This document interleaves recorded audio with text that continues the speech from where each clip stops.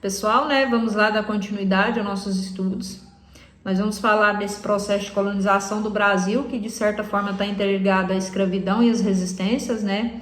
Porque no primeiro momento, Portugal não tinha seus olhos ainda voltados para a colônia, que é aquele período chamado de pré-colonial, que é quando a gente tem ali a fase da extração do pau-brasil através do escambo, né? Que são as trocas entre o europeu e os indígenas. O indígena disponibilizava essa madeira enquanto o europeu trocava com quinquilharias, né?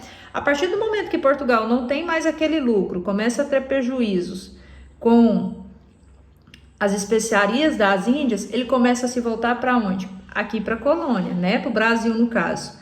E essa necessidade de poder encontrar um produto que substituía a curto prazo para poder manter a economia portuguesa, vai acontecer de que forma? Primeiro, a gente tem um açúcar que é muito valioso, tanto é que muitas vezes quando um presente para princesas, muitas das vezes era um pacotinho de açúcar, ou até mesmo dote, os dotes vinham com, né, eram açúcar também, então é um produto muito valioso. E para trabalhar nessas lavouras, né, de cana-de-açúcar, vai ser o quê? A mão de obra escrava.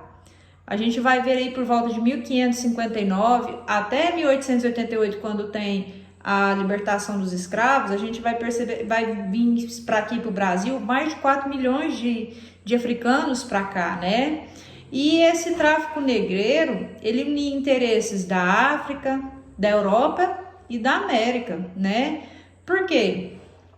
Porque a escravidão, o que acontece? Lá na África, muitas das vezes, esse europeu, ele chegava lá com mercadorias, né, na costa africana e trocava por esses escravos, que muitas das vezes esses escravos eram feitos por dívida ou até mesmo prisioneiros de guerra, né? E aí esses escravos eram trazidos para onde? Aqui para a América, né? E eles vinham em péssimas condições, os chamados navios negreiros, né? Vinham todos amontoados ali, as condições higiênicas eram péssimas, né? Então a gente vai ter aí a gente tem uma diversidade muito grande, que a gente vai ter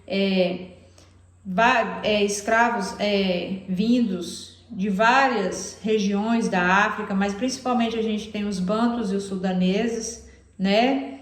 Os bantus eram ali daquela região central da África ali, eles chegaram aqui em partes muito na região de Pernambuco, do Rio de Janeiro, de Minas Gerais, né? Os sudaneses, eles eram mais ali da região da Nigéria, de Guiné, ali da parte da África Ocidental, né? E eles foram principalmente levados para onde? Para Bahia, né? Então a gente vai ter muito disso daí.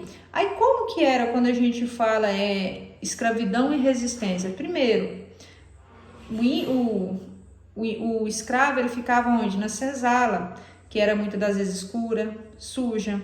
O trabalho era compulsório, ou seja, você trabalhar sem parar. Muitas das vezes eles trabalhavam de 16 a 18 horas, né?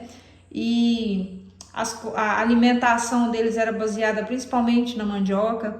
A gente tem aí inserida na nossa cultura, por exemplo, a feijoada. A feijoada são os restos do porco que esses senhores não queriam, que eram disponibilizados para essas pessoas. E eles faziam misturavam feijão com aqueles miúdos de porco, do porco, né? E eles sempre eram vigiados por capatazes, por feitores. Quando eles fugiam, eram perseguidos pelo capitão do mato, né? Pelos capitães do mato. A gente tem os castigos físicos, né? Que a gente tem um tronco, tinha a gargalheira, tinha o viramundo, que é um instrumento de ferro que prende as mãos.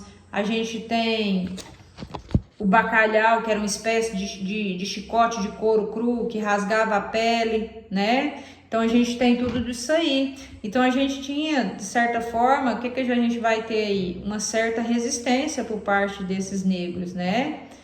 Que A vida útil dele, por exemplo, do escravo, era de 5 a 10 anos de trabalho, né?